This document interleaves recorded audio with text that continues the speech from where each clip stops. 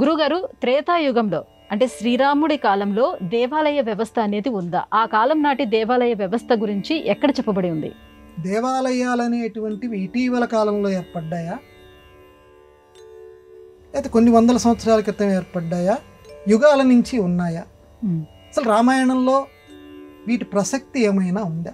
అసలు దేవాలయాలు అనేవి అప్పుడు ఉన్నాయా అని మనం గనక పరిశీలనా దృష్టితో గనక చూస్తే రామాయణ కాలంలోనే దేవాలయాలు ఉన్నట్లుగా వాల్మీకి అక్షరబద్ధం చేశాడు.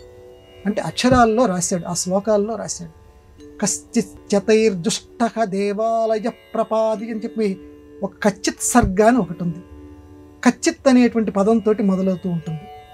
భరతుడు, అన్నయ్య మా తల్లి ఏదో పొరపాటున రాజ్యాన్ని నాకు రప్పించాలని చెప్పి నిన్ను అడవులకి పంపించింది, దయచేసి నా యొక్క విజ్ఞప్తిని మన్నించి యథాప్రకారంగా మళ్ళీ రావయ్యా, వచ్చి అయోధ్యని పరిపాలించవయ్యా అని రామచంద్రుల వారిని బతిమిలాడుకుంటాడు. ఆ బతిమిలాడుకోవటానికి ముందుగానే రామచంద్రుడు నేను రాను అని ముందుగానే చెప్తాడు. చెబుతూ అక్కడ రాజ్యం అనేది ఎలా ఉండాలి, అంటే ఈనాటి అధికారులు ఎలా ప్రవర్తించాలి, ప్రజలు ఎలా ఉండాలి, ఆ రాజ్యంలో ఏమేమి ఉండాలి అనే వాటిని చాలా చక్కగా రాముల వారు భరతుడికి చెప్తాడు. నువ్వు అంటే వ్యక్తిత్వ వికాస పాఠం కింద, ఒరే నువ్వు మంచిగా ఉంటున్నావా అని అడగకుండా, ఒరే ఎవరైనా ఒక 10 రూపాయలు లేక తిండికి లేక నీ దగ్గరికి వచ్చారనుకో, అప్పుడు వెంటనే నీ దగ్గర ఉన్నటువంటి డబ్బును నువ్వు ఇస్తున్నావా అని అడిగారు అనుకోండి ప్రశ్నని. ఆ ప్రశ్న అడిగితే అంటే నువ్వు దానగుణం కలిగి ఉండాలి అనేటువంటి ఒక హితోపదేశం వాడికి చేసినట్టే కదా. అలా చెప్తూ ఇవి ఉన్నయ్యా మీ రాజ్యంలో, అయోధ్యలో ఇవి ఉన్నయ్యా, ఇలా చక్కగా నువ్వు చూసుకుంటున్నావా, చైత్యాలు ఉన్నాయా, అలాగే దేవాలయాలు ఉన్నాయా, చక్కగా వాటి పరిపోషణ చక్కగా జరుగుతోందా, ఇవన్నీ అడుగుతాడమ్మ భరతుడిని.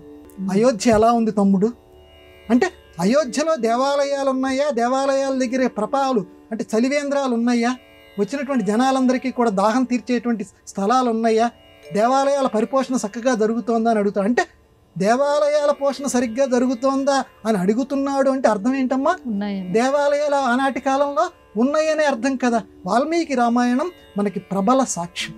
కాబట్టి దేవాలయ నిర్మాణం అనేటువంటిది ఈనాటిది కాదు, యుగాల నాటిది.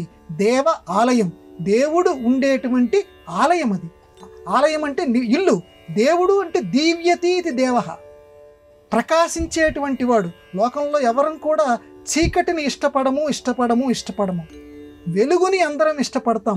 కాబట్టి దీపానికి అంత ప్రాముఖ్యం మనం ఇస్తాం. దీపం జ్యోతి పరబ్రహ్మ అని ఎందుకనంటామంటే దీపమే శ్రేష్టమైనటువంటి దేవుడు అని చెప్పి. కాబట్టి దేవాలయానికి కూడా అదే పేరు. ఎంత గొప్ప పేరమ్మా. అందుకే మన సంస్కృతికి జోహార్. దేవ అంటే ప్రకాశించేటువంటి వాడి. కాబట్టి ఎప్పుడు అది ప్రకాశిస్తూ ఉంటుంది.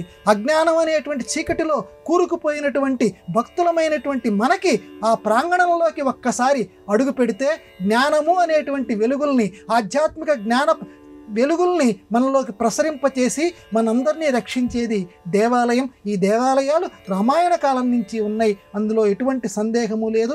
అటువంటి దేవాలయ వ్యవస్థని మనందరం కాపాడుకుందాం.